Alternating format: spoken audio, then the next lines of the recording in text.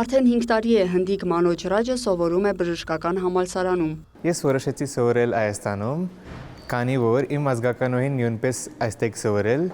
հետո ստացել էր դիպլոմ, նա առաջարկեց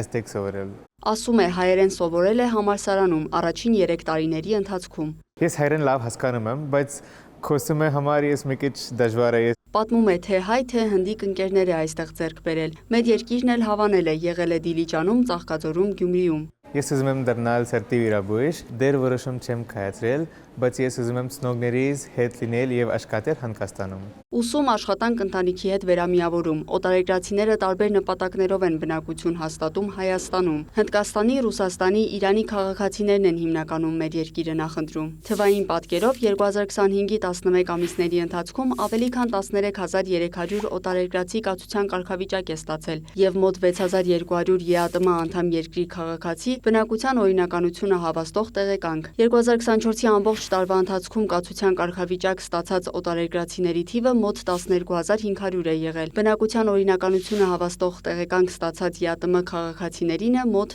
8030։ Որպեսզի օտարերկրացիները թվային տարբերակով կարողանան դիմումները ներկայացնել, առցանց հարթակ է մշակվում։ Մենք հիմա ունենք work permit, դա դառնալու է permits AM եւ բոլոր կացության կարգավիճակներն է ծածկելու։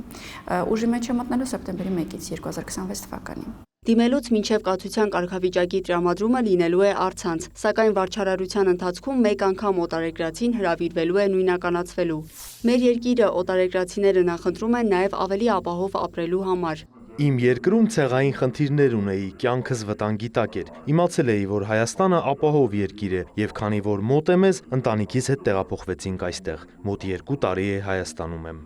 Կյանքի իրավունքների ազատությունների սահմանափակման պատճառով են օտարերկրացիները լքում իրենց երկիրը եւ պաշտպանություն փորձում գտնել հարմար երկրում։ Հայաստանում հաճախ ապաստան են հայցում Իրանի, Իրաքի, Ուկրաինայի, Սիրիայի, Ռուսաստանի եւ Եգիպտոսի քաղաքացիները։ 2025-ի 11 ամիսների ընթացքում ապաստան է հայցել 533 անձ, 227 անձ էլ փախստական է ճանաչվել։ 2024-ին ապաստան է հայցել 660-ը, 203 անձ էլ փախստական է ճանաչվել։ Մեր երկրում ապաստան հայցող որոշ օտարերկրացիներին ժամանակավոր կացարան է տրամադրվում։ Ներկա պահին կացարանում բնակվում են 62 ապաստան հայցող օտարերկրյա քաղաքացիներ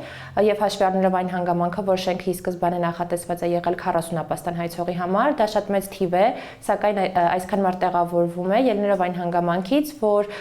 մեծ մասը երեխաներ են եւ կարողանում են այդպես տեղավորել հնարավորինս շատ ապաստան հայցողի, որ դրսում չմնան։ Դրանցից ոմանք աշխատում են տարբեր ոլորտներում՝ շինարարություն, աղբահանություն, HR, լոգիստիկա։ Որպեսզի ավելի շատ անձ կարողանա օգտվել կացարանից, նոր շենք է կառուցվել։ Գույքը կա, շենքը կահավորված է, բացումն էլ արվել է, սակայն շենքի շահագործումն արդեն 2 անգամ հետաձգվել է։ Քովիդով էր պայմանավորված այս բոլոր երկրաձգումները եւ տվյալ տարում շինանյութի շուկայում բավականին գնաճ արձանագրվեց եւ մենք չկարողացանք նախագծով նախատեսված աշխատանքները հասցնել ավարտին եւ մինչեւ հիմա կրում ենք դրա հետևանքները, որովհետեւ ըստ էության մի շարք թույլտվություններ, որոնք նախատեսված էին 22 թվականին հաշվարկով, հիմա արդեն ակտուալ չեն, նոր թույլտվությունների կարիք է առաջացել, նոր ծախսեր են բացվել։ Նոր շենքում հնարավոր կլինի ընդունել մինչև 120 ապաստան հայցողի։ Դավթյանը նշում է, եղանակների տաքանալուն զուգահեռ նախատեսում են ավարտին հասցնել աշխատանքները։ Ապաստանի ինստիտուտի չարաշահումը աշխարհում տարածված միտում է։ Լինում են դեպքեր, երբ օրինակ օրենքի ուժով ենթադրվող պատասխանատվությունից խուսափելու համար է օտարերկրացին ապաստան հայցում, թեկուզ ժամանակավոր պաշտպանություն ստանալու համար, մինչև պետությունը կկայացնի որոշումը։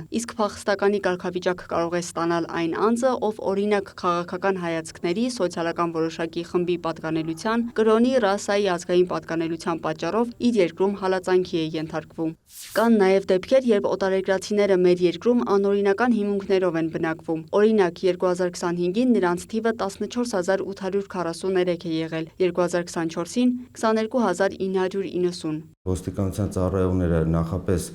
ինֆորմացիա են ստանում, որտեղ են բնակվում շատ քանակությամբ օտարերկրացիներ, ստուգայց իրականացնելով հայտնաբերում են, ստուգում են, տեսնում են արդյոք անցած է նրանց մուտքի վիզայի ժամկետը, արդյոք ունեն կացության կարգավիճակ եւ եթե կան այդպիսիները, նրանք ներկայացնում են միգրացիայի եւ քաղաքացիության ծառայություն, տուգանվում են 50-ից 100 հազար դրամի չափով։ Իսկ դրանից հետո անօրինական հիմունքներով բնակվողները 30 օրվա ընթացքում պետք է լքեն երկիրը կամ դիմեն կացության կարգավիճակ ստանալու համար։ Հիմնականում գալիս են նրանք Հայաստան, որպեսզի աշխատեն, սովորեն, ինչպես նաև Հայաստանի Հանրապետության տարածքը նրանց համար կարող է օգտագործվել որպես տարանցիկ ուղի, այսինքն Հայաստանի Հանրապետության միջոցով նրանք փորձում են մուտքի վիզա ստանալ Ամերիկայի Միացյալ Նահանգները եւ եվրոպական երկրներ։ Որպեսզի անօրինական միգրանտների թիվը մեր երկրում կրճատվի, նոր նախագիծ է մշակվել։ Անօրինական միգրանտների թվում տարբեր օնլայն հարթակներում աշխատող առաքիչներ են եւ տաքսի վարորդներ են եւ մենք այնպիսի մի համակարգ ենք հիմա ներդնում,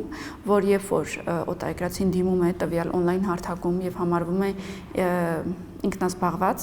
իր դիմումը այդ պայմանագիրի կնքումը ինքնին նշանակում է նաև դիմում պետությանը, որպեսզի աշխատանքային գործունեության հիմքով ստանա կացության կարգավիճակ։ Օրենքը ազգային ժողովում անցել է առաջին ընթերցմամբ։ Օտարերկրյա քաղաքացիներից ոմանք էլ մեր երկրի հետ ինչ-որ կապ ունենալու պատճառով ցանկանում են Հայաստանի քաղաքացի դառնալ։ 2025-ի 11 ամիսներին ավելի քան 21500 անձ Հայաստանի քաղաքացի է դարձել։ Նախորդ տարի այդ թիվը 20700-ից ավելի էր։ Այսօր ազգությամբ հայերի համար քաղաքացիություն ստանալը դժվար չէ։ Դավթյանը նշում է, հաշվի առնելով հայկական սփյուռքի ծավալները, փորձառությունը, նոր մոտեցումներ են որդեգրվելու։ Անձը քաղաքացիություն չի ստանա, եթե երբևիցե Հայաստանում չի եղել, չի տիրապետում լեզվին, սահմանադրությանը եւ ոչ էլ նպատակ ունի Հայաստան ժամանել։ Որոշակի պարզեցված ընթացակարգ կգործի, բայց